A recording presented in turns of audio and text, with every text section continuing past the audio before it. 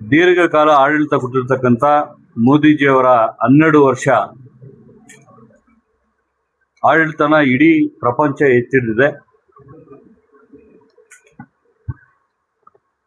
ಈ ಒಂದು ವಿಶ್ವ ನಾಯಕನ ಏನು ಆಡಳಿತಕ್ಕೆ ಇವತ್ತು ಭಾರತ ಎಲ್ಲಿತ್ತು, ಎಲ್ಲಿಂದ ಬಂದು ಅಂತಕ್ಕಂಥದ್ದನ್ನ ನಮ್ಮ ಕೇಶವ ಪ್ರಸಾದ್ ಜಿ ಅವರು ಬಿಡಿ ಬಿಡಿಯಾಗಿ ಬಿಡಿಸಿ ಇವತ್ತು ಮಾಧ್ಯಮ ಮಿತ್ರರ ಜೊತೆ ಹಂಚಿಕೊಂಡಿದ್ದಾರೆ. ಇದನ್ನ ತಾವು ಇಡೀ ಜಿಲ್ಲೆಗೆ, ಕಟ್ಟಕಡೆ ಕಾರ್ಯಕರ್ತರಿಗೆ, ಅವರು ಪ್ರಜೆಗಳಿಗೆ ತಿರ್ತಕ್ಕಂಥ ಏನು ತಾವೆಲ್ಲ ಇದ್ದೀರಿ ಇವತ್ತು, ತಮಗೂ ಇವತ್ತು ಅಭಿನಂದನೆಗಳು ಹೇಳ್ತೀನಿ.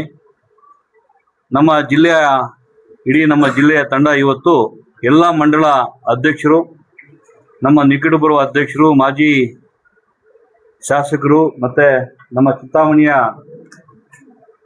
ಮುಖಂಡರಾದಂಥ ಗೋಪಿಯವರು ಎಲ್ಲರೂ ಇವತ್ತು ಏನು ಮಾಧ್ಯಮ ಗೋಷ್ಠಿಯಲ್ಲಿ ಇದ್ದಾರೆ. ಅವ್ರಿಗೂ ಕೂಡ ಅಭಿನಂದನೆಗಳನ್ನು ಹೇಳ್ತಾ, ನಾನೊಂದು ನಮ್ಮ ಜಿಲ್ಲೆಯ 2 ಜಿಲ್ಲೆ, ಚಿಕ್ಕಬಳ್ಳಾಪುರ ಮತ್ತು ಕೋಲಾರ ಜಿಲ್ಲೆ, ಈ ಭಾಗದಲ್ಲಿರ್ತಕ್ಕಂಥ ಏನು ಮೋದಿಜಿಯವರ ನಾಯಕತ್ವದಲ್ಲಿ ನಮ್ಮಲ್ಲಿರ್ತಕ್ಕಂಥ ಎಲ್ಲರೂ ಪ್ರಜೆಗಳು, ನಾನು ರಾಜಕೀಯ ಮಾತಾಡಲ್ಲ, ಎಲ್ಲ ಪ್ರಜೆಗಳು ನಾವೇನು ಮಾಡಬೇಕು ಅಂತಕ್ಕಂಥದ್ದನ್ನ ತುಂಬ ಸೂಕ್ಷ್ಮವಾಗಿ ನಾವು ಮಾತಾಡೋ ವಿಷಯ ಇದೆ.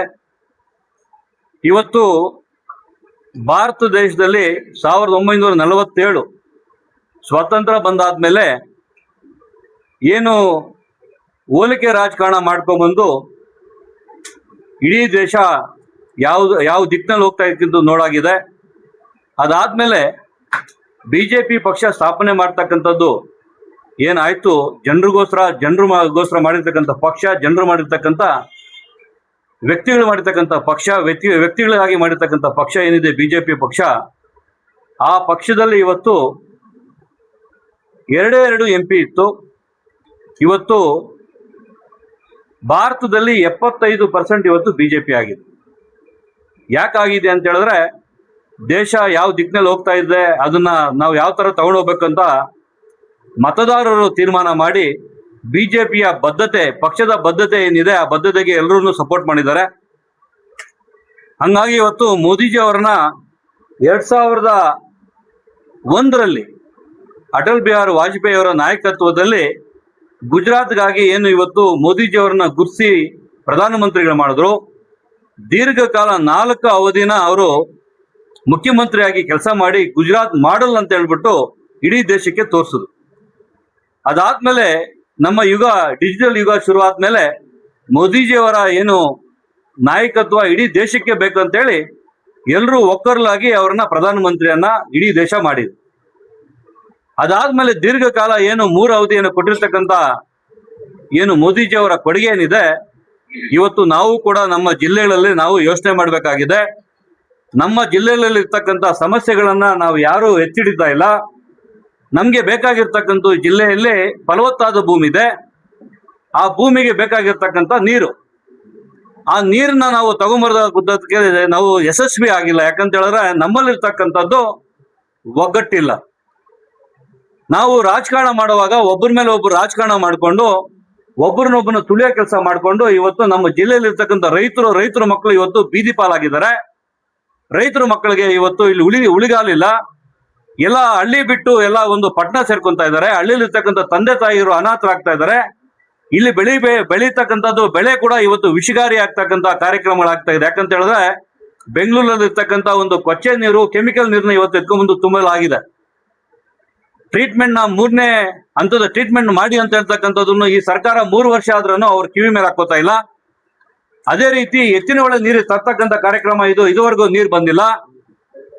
ನಾವು ಇವತ್ತು ಎಲ್ಲರೂ ಮನೆಯಲ್ಲಿ ಕೂತಿದೀವಿ ಅಂತ ಹೇಳಿದ್ರೆ ನಾಳೆ ಬೆಳಗ್ಗೆ ಇಲ್ಲಿರ್ತಕ್ಕಂಥದ್ದು ರೈತರ ಮಕ್ಕಳು ನಾವೆಲ್ಲರೂ ಪೂರ್ತಿ ವಿಷಕಾರಿ ಆಗಿರ್ತಕ್ಕಂಥ ಭೂಮಿನ ನಾಳೆ ಬೆಳಗ್ಗೆ ಇಲ್ಲಿ ಬೆಳೆ ಬೆಳೀತಕ್ಕಂಥದ್ದು ಆ ಬೆಳೆ ಆಗ್ತಾ ಇಲ್ಲ. ಆಗಿರ್ತಕ್ಕಂಥ ಬೆಳೆನ ನಾವು ಬೆಂಗಳೂರಿನ ಕಳಿಸ್ತಾ ಇರ್ತಾರೆ. ಅವರು ಕೂಡ ವಿಷಕಾರಿನ ಸೇವನೆ ಮಾಡ್ತಾ ಇದ್ದಾರೆ.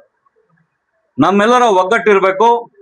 ಮುಂಬರುವ ದಿನಗಳಲ್ಲಿ ನಮ್ಮ ಸರ್ಕಾರ, ಈ ಸರ್ಕಾರ ಮಾಡ್ತಕ್ಕಂಥದ್ದು ಡೌಟ್ ಆಗಿದೆ. ಮುಂಬರುವ ಸರ್ಕಾರ ಏನು ನಮ್ಮ BJP ಸರ್ಕಾರ ಬರಲೇಬೇಕು, NDA ಸರ್ಕಾರ ಬರಬೇಕು.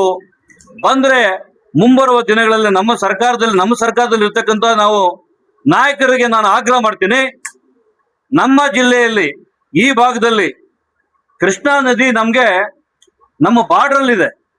ಆಂಧ್ರ ಬಾರ್ಡರ್ ಅಲ್ಲಿ ಗೌರಿಬಿದನೂರು ಆಗ್ಬೋದು, ಬಾಗೇಪಲ್ಲಿ ಆಗ್ಬೋದು, ಚಿಂತಾಮಣಿ ಆಗ್ಬೋದು, ಶಿಡ್ಲಘಟ್ಟ ಆಗ್ಬೋದು, ಬಾರ್ಡರ್ ಅಲ್ಲಿ ನೀರಿದೆ. ಆ ನೀರ್ನ ತಗೊಂಡ್ಬರ್ತಕ್ಕಂಥ ಕಾರ್ಯಕ್ರಮ ಮಾಡಬೇಕು. ಎಲ್ಲರೂ ಒಕ್ಕರ್ಲಾಗಿ ನೀರಾವರಿ ಹೋರಾಟಗಾರರು ತುಂಬಾ ಕಷ್ಟಪಟ್ಟು ಹೋರಾಟ ಮಾಡಿದ್ರು. ಸತತವಾಗಿ 15-20 ವರ್ಷ ಹೋರಾಟ ಮಾಡ್ತಾ ಇದ್ರೆ, ಆದ್ರೆ ಯಾರಿಗೂ ಜಯ ಸಿಕ್ಕಿಲ್ಲ. ನೀರಾವರಿ ಹೋರಾಟಗಾರರಿಗೆ ಏನು ರಿಸಲ್ಟ್ ಸಿಕ್ಕಿಲ್ಲ. ಆದ್ರೆ ಇವತ್ತು ಎಲ್ರು ಒಕ್ಕರ್ಲಲ್ಲಿ ಇವತ್ತು ನೀರಾವರಿಗಾಗಿ ನಾವೆಲ್ಲ ಹೋರಾಟ ಮಾಡ್ಲಿಲ್ಲ, ನಮಗೆ ನೀರು ಸಿಕ್ಕಿಲ್ಲ, ಒಗ್ಗಟ್ಟಾಗ್ಲಿಲ್ಲ ಅಂತ ಹೇಳಿದ್ರೆ ಮುಂಬರುವ ದಿನಗಳಲ್ಲಿ ಎಲ್ರೂ ಕೂಡ ಇಲ್ಲಿರ್ತಕ್ಕಂಥ ರೈತರು ಮಕ್ಕಳು ನಾವು ಎಲ್ಲರೂ ಕೂಡ ತುಂಬಾ ನಷ್ಟ ಅನುಭವಿಸ್ಬೇಕಾಗತ್ತೆ. ಹಿಂಗಾಗಿ ಈ ಒಂದು ವಿಕಸಿತ ಭಾರತ ಏನಿದೆ, ಮೋದಿಜಿಯವರ ಏನು 2047ಕ್ಕೆ ವಿಕಸಿತ ಭಾರತ ಆಗ್ಬೇಕಂತ ಇಡೀ ದೇಶದಲ್ಲಿ 75% ಇವತ್ತು ಬಿಜೆಪಿ ಬಂದು ಇವತ್ತು ಎಲ್ಲರ ಒಳ್ಳೆ ಕಡೆ ರಾಜಕಾರಣ ಕೊಡ್ತಾ ಇದ್ದಾರೆ. ಇವತ್ತು ನಾವು ಕೂಡ ಈ ಭಾಗದಲ್ಲಿ ಮುಂಬರುವ ದಿನಗಳಲ್ಲಿ ಒಗ್ಗಟ್ಟಾಗಿ ಇವತ್ತು ಮೋದಿಜಿ ಅವರಿಗೆ ನಾವು ಮುಟ್ಟಿಸ್ಬೇಕು. ನಮ್ಮ ಜಿಲ್ಲೆಯಲ್ಲಿ ಇರ್ತಕ್ಕಂಥ ಕಷ್ಟ ಮೋದಿಜಿ ಅವರವರೆಗೂ ಹೋಗ್ಬೇಕು. ಈಗ ಹೋಗ್ಬೇಕಂತ ಹೇಳಿದ್ರೆ ಒಗ್ಗಟ್ಟಾಗ್ಬೇಕು. ನೀರಿನ ಸಮಸ್ಯೆ ಇಲ್ಲಿರ್ತಕ್ಕಂಥದ್ದು ತೀರಿಸ್ಬೇಕು. ಅದೇ ರೀತಿ ಇಲ್ಲಿರ್ತಕ್ಕಂಥ ಬೆಳೆ ಬೆಳೀತಕ್ಕಂಥದ್ದು ಏನೆಲ್ಲ ಇದೆ, ರೇಷ್ಮೆ ಬೆಳಿತೀವಿ, ಆ ರೇಷ್ಮೆ ಬೆಳೀತಕ್ಕಂಥ ಜಮೀನ ಕಿತ್ಕೊಂಡು ಕೈಗಾರಿಕೆ ತರ್ತಕ್ಕಂಥ ಕೆಲಸ ಮಾಡ್ತಕ್ಕಂಥದ್ದು ಹೊಡ್ತಕ್ಕಂಥ ಒಂದು, ಅದಾದ್ಮೇಲೆ ಹಾಲು ಇಷ್ಟೊಂದು ಸುದೀರ್ಘವಾಗಿ ಹಾಲು ಇರ್ತಕ್ಕಂಥದ್ದನ್ನ ಹಾಲಿಗೆ ಒಂದು ಬೆಂಬಲ ಬೆಲೆ ಕಟ್ತಕ್ಕಂಥದ್ದು ಮಾಡ್ತಾ ಇಲ್ಲ. ತರಕಾರಿಗಳಿಗೆ, ಹಣ್ಣುಗಳಿಗೆ, ಇಲ್ಲಿರ್ತಕ್ಕಂಥದ್ದು ಹೂವು, ಈ ಮಾರುಕಟ್ಟೆ ಸರಿಯಾಗಿ ಕೊಡ್ತಾ ಇಲ್ಲ. ನಮ್ಮ ಹೋರಾಟ ಇವತ್ತು ರೈತರಿಗಾಗಿ ಹೋರಾಟ ಇರಬೇಕು, ರೈತರು ಉಳಿಬೇಕು. ಹಂಗಾಗಿ ನಮ್ಮ ಸರ್ಕಾರ ಬಂದಿದ್ದೆ 100% ಬರುತ್ತೆ. ಆದ್ರೆ ಇವತ್ತು ನಾವು ಎಲ್ಲರೂ ಒಗ್ಗಟ್ಟಾಗಿ ಎಲ್ಲ ಒಂದು ಇರ್ತಕ್ಕಂಥ ಯುವಕರು ಇರ್ತಕ್ಕಂಥ ರೈತರು ಎಲ್ಲರೂ ಒಗ್ಗಟ್ಟಾಗಿ ಏನು ಮೋದಿಜಿಯವನ್ನ ಏನು ಒಂದು ಕೈ ಜೋಡ್ತಕ್ಕಂಥ ಕೆಲಸ ಮಾಡಬೇಕು. ಮೋದಿಜಿ ಅವರಿಗೆಲ್ಲ ನಾವು ಭಾರತ ಸರ್ಕಾರಕ್ಕೆ ಆಗ್ರಹ ಮಾಡಬೇಕು, ಸ್ಟೇಟ್ ಸರ್ಕಾರ ಬರಬೇಕು, ನಮ್ಮ ಜಿಲ್ಲೆಯಲ್ಲಿ ಉಳಿಬೇಕು ಅಂತಕ್ಕಂಥದ್ದು ಈ ವಿಷಯ ಏನಿದೆ. ಮೋದಿಜಿಯವರ ಏನು ಸತತವಾಗಿ ಕೊಟ್ಟಿರ್ತಕ್ಕಂಥ ಅವಧಿ ಏನಿದೆ, ನಮ್ಮ ಜಿಲ್ಲೆಗಳಿಗೂ ಕೂಡ ಒಂದು ವರ ಆಗ್ಬೇಕು ಅಂತ ಈ ಮುಖಾಂತರ ನಮ್ಮ ಜಿಲ್ಲೆಗೆ ಎಲ್ರಿಗೂ ಒಂದು ಸಂದೇಶವನ್ನ ಕೊಡ್ತೀನಿ, ರಿಕ್ವೆಸ್ಟ್ ಮಾಡ್ಕೊತೀನಿ. ಧನ್ಯವಾದಗಳು ಸರ್. ಈಗ